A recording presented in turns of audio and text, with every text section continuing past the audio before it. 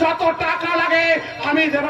বলুন বলুন কত টাকা চান আপনি? মর্যাদা করবেন। টাকা পয়সা লোভে ভ্রূণ হত্যা করে আমি আমার সেবা ধর্মের অমর্যাদা করতে পারবো না। আচ্ছা চলি, নমস্কার। ডাক্তার কথা শুনুন। ডাক্তার ডাক্তার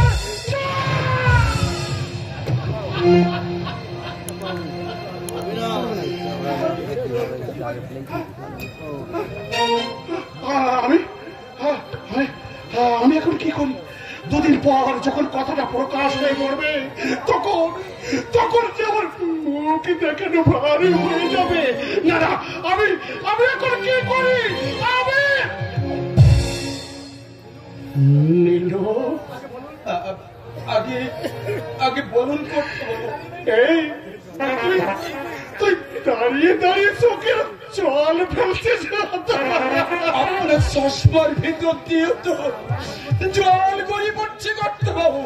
আরে অনেকদিন পড়িনি কিনা, তাই আজ অজর ধারায় ঝরে পড়ছে। সেই কবে কেটেছিলাম পারুলকে 5 বছর রেখে, যখন ওর মা মারা গেল, ঠিক আর যখন বহুদিন পর এমনি ভাবে আবার 2 চোখ পেয়ে জল গড়িয়ে কর্তাবাবু একটু ধৈর্য ধরুন। পাচ্ছি না। দামি দামি রং তুলিতে লাগিয়ে যে ছবি আমি অতি যত্নে নিখুঁত ভাবে আঁকতে চেয়েছিলাম, আজ আজ সেই ছবি কালো কালিতে ঢেকে গেল।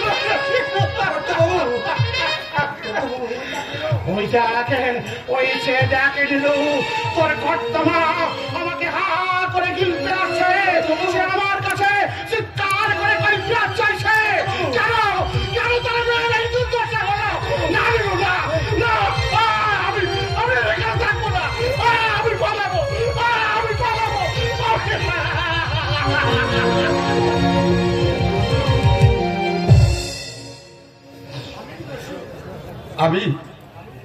আমি দোষী, আমি পাপী। আমি যদি সেদিন ওই মাস্টারকে এই বাড়িতে ঢুকতে না দিতাম, তাহলে আজ এত বড় অঘটন ঘটতো না। তুমি তুমি আমার মৃত্যু দাও ঠাকুর, তুমি আমার মৃত্যু দাও।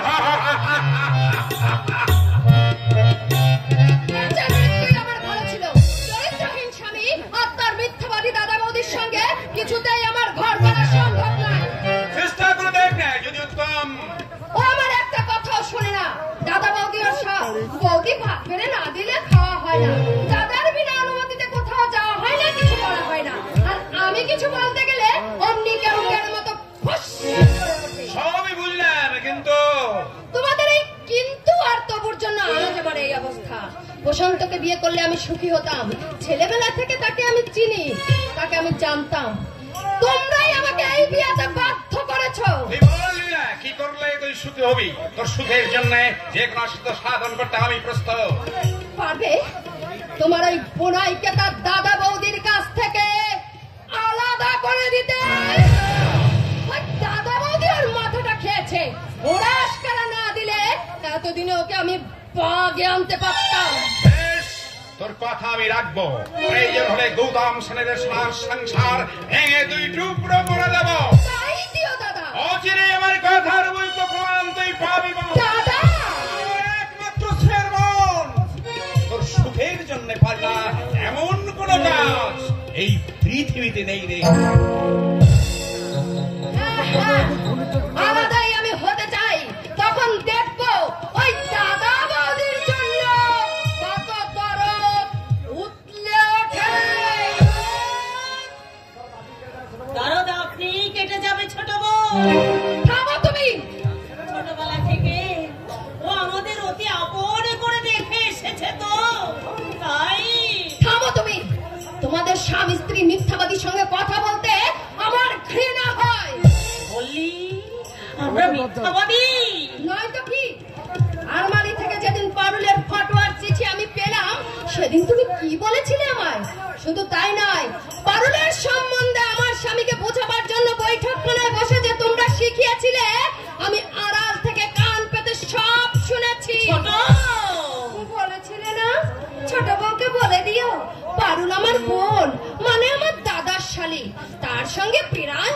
চিঠিপত্র আদান প্রদান হতো, হঠাৎ একটা গুরুতর অ্যাক্সিডেন্ট এসে মারা যাওয়ায় আমি এ কথা বলনি। কেমন বেশ তোমার স্বামীর দিব্যি খেয়ে বলো দেখিনি। ছোট বউয়ের কাছে ক্ষমা চেয়ে নাও বকুল। সত্যি আমাদেরই অপরাধ হয়েছে। আমরা ভেবেছিলাম কথাটা চেপে রাখতে পারলে ওদের মধ্যে সব মনোমালিন্য কেটে যাবে, কিন্তু ব্যাপারটা যেমন হিতে বিপরীত হয়ে দাঁড়াবে আমরা বুঝতেই পারিনি। এত বলবেন, সব কথা আমি যখন শুনেই ফেলেছি। শুনতে আমিও কিছু বাকি রাখিনি সত্যি ছিল না। কি শুনেছ? একটু আগে তোমার দাদার সঙ্গে তোমার যে কথাবার্তাগুলো হচ্ছিল, পাগল, ওকে তুমি জিজ্ঞাসা করে দেখো তো বৌদি, বাপের বাড়ি প্রশান্ত নামে ছেলেটির সঙ্গে কিসের সম্পর্ক? আমি না হয় চরিত্রহীন, আমার দাদা বৌদি না হয় মিথ্যেবাদী। তুমি যদি এতই সতীশীল মনে, তাহলে এখনো বিয়ের পর তোমার এই বাবার বাড়ির ভালোবাসার নাগরকে ভুলতে পারো না কেন? একটু আগে তোমার দাদাকে বলছিলে আমার এই দেবতুল্য দাদা বৌদিকে এই বাড়ি থেকে আলাদা করে দিতে। ছোট,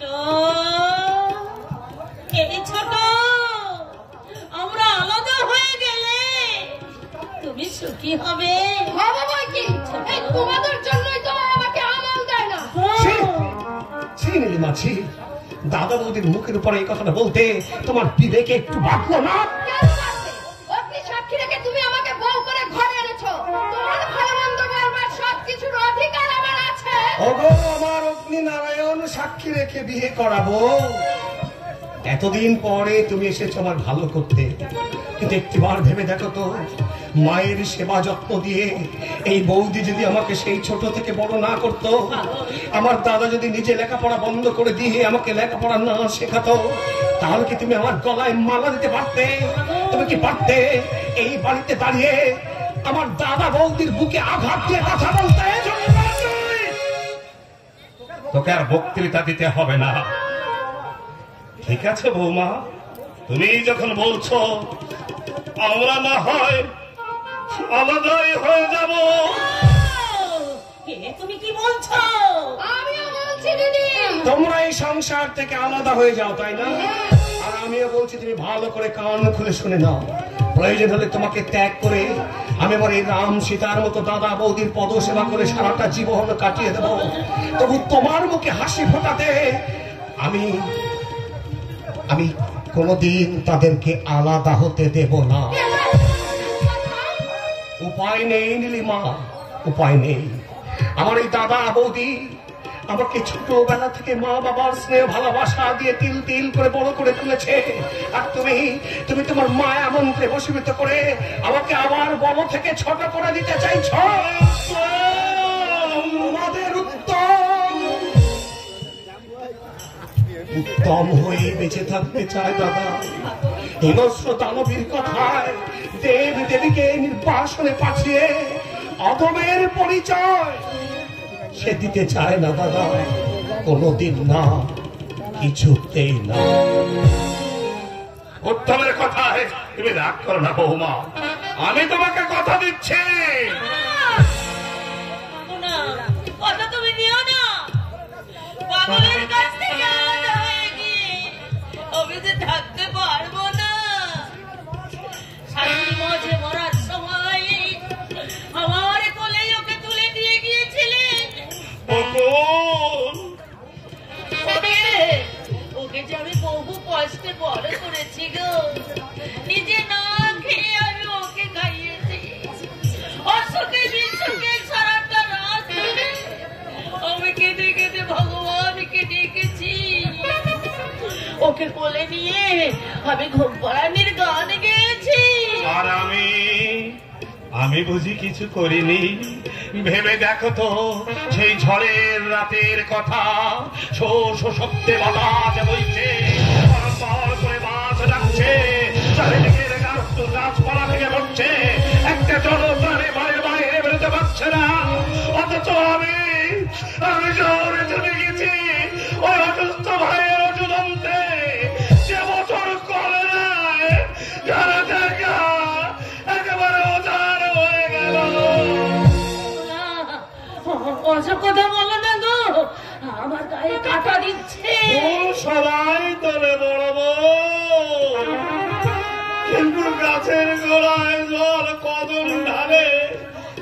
খবর কেউ রাখে না।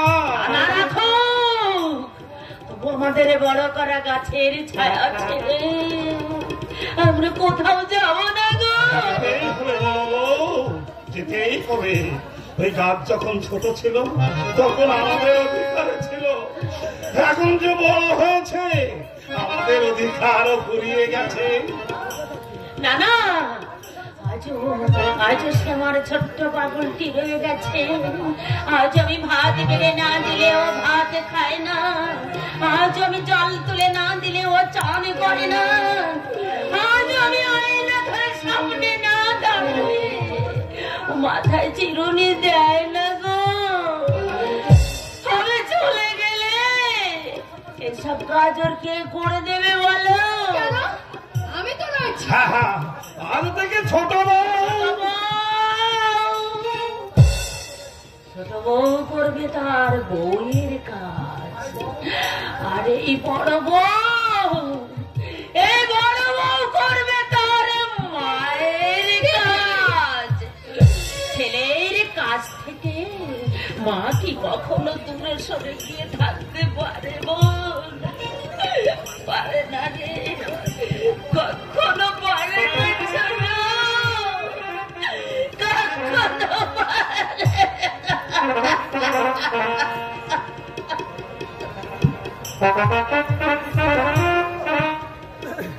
দিদির কথাগুলো শুনলেন তো? পাগল ছাড়া তার মুখে কোনো কথাই নেই। আর আপনার ভাইয়ের তো বৌদিবিনে একেবারে ত্রিভুবন অন্ধকার। আপনি বলুন তো দাদা, এসব কি চোখের সামনে সহ্য করা যায়? ব্যথাটা বকুলের একটু বেশি লাগারই কথা বলবা, কারণ মা মারা যাবার পর বাবাও দুরারোগ্য ব্যাধিতে আক্রান্ত হলে সেই থেকে ওই বকুল নিজের হাতে এই সংসার থেকে ফুলে ফলে ছাটিয়ে রেখেছে। বা এসব কথা বাদ দিন, দিদিকে কোন রকম রাজি করিয়ে সেপারেট হতে পারেন কিনা তাই বলুন। আমি আপনার চেষ্টা করবো বৌমা। চেষ্টা নয়, কথা দিন, নইলে আমি বিষ খেয়ে আত্মহত্যা করবো। বৌমা, করবার আগে এমন স্টেটমেন্ট পুলিশকে দিয়ে যাব। না, না বাবা না, মাঝে মাঝে কিছু তুমি করে বসো না। আমি তোমাকে কথা দিচ্ছি, এক সপ্তাহের মধ্যে এই সংসার থেকে আমরা আলাদা হয়ে যাব। বেশ, এই একটা সপ্তাহ তো আমি না হয় মুখ বন্ধ করেই থাকবো, তবে দেখবো আপনার প্রতিশ্রুতির মূল্য কতখানি।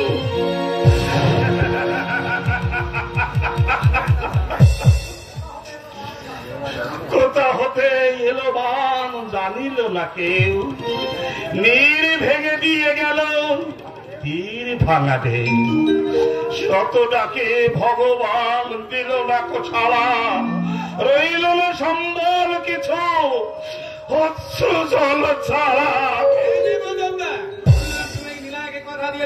হ্যাঁ ভাই, কথা দিয়েছি, আর কথা যখন দিয়েছি কথা তুমি রাখবে সে আমি জানি।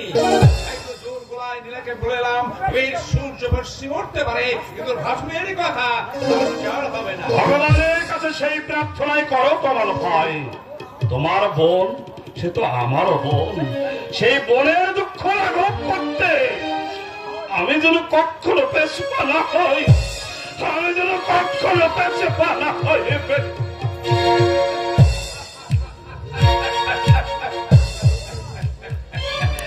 একমাত্র বোন আমার, আমার থাকলে সুখে থাকবে, আবার পড়লে আমি সাহায্য করবো। দুর্গারে সারা জীবন ধরে খেলেও আমার সম্পত্তির এক কানা করে কমবে না। দাদা কমবে, ওই দেড় বাদির উৎকট ভালোবাসা এবার নিশ্চয়ই কমবে। শক্তি নিলে বুদ্ধির তারিফ করতে হয়। তোর ভাসুর ঠাকুরকে একেবারে পোশাক কুকুর বানিয়ে ফেলেছিস দেখছি। এই তো সবে শুরু দাদা, দেখবে একের পর এক আমি ওদের সবার দিমাগ ভাঙবই। আজ তাহলে জীবন দিন পরের পরে এসে খবরটা নিয়ে যাব।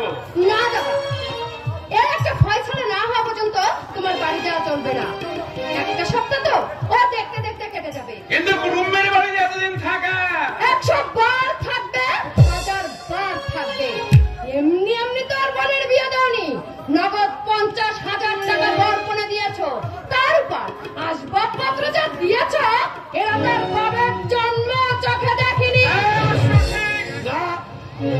মোটেও ঠিক নয় তামাল বাবু। বাবার প্রতিশ্রুতি দেওয়া না থাকলে টাকা আসবাবপত্রে আমার ঘর ভরিয়ে দিলেও তোমার ওই ডাইনি বোনের গলা আমি কিছুতে মালা পরাতাম না।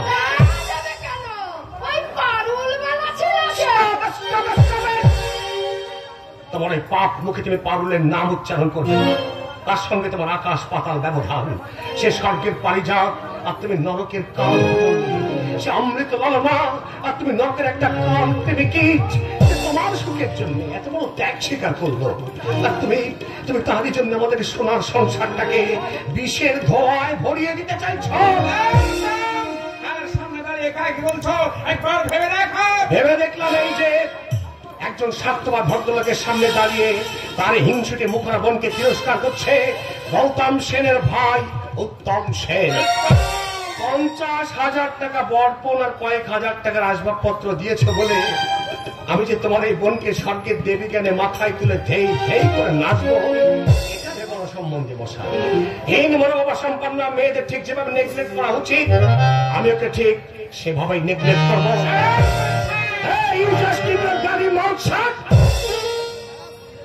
সেন্সের অভাব আমার নেই আছে তোমাদের। আমার মধ্যে যদি কমন সেন্স আছে তার বিন্দু মাত্র তোমাদের ভাই বোনের মধ্যে থাকতো, তা আমাদের এই সংসারে হাসি খুশি আনন্দ চির অমর, চির অক্ষয়, চির অম্লান হয়ে থাকতো। আমি তোমাকে ফার্স্ট আর লাস্ট ওয়ার্নিং দিয়ে যাচ্ছি, তোমার এটা আমার বাড়ি। এই বাড়িতে থাকে গৌতম সেনের মতো মহাকুদার মানুষ, থাকে আমার বৌদির মতো মমতাময়ী নারী। তাই এই শান্তির কুঞ্জে আগুন ধরাবার চেষ্টা করলে আমি কিন্তু পরমাত্মীয় বলে তোমাকে ক্ষমা করব না। না সম্বন্ধী মশাই, যে হাতে আমি আমার সীতা বৌদির পূজা করি, শ্রীরামচন্দ্র দাদার পায়ের ধুলো মাথায় তুলে নি, সে হাতে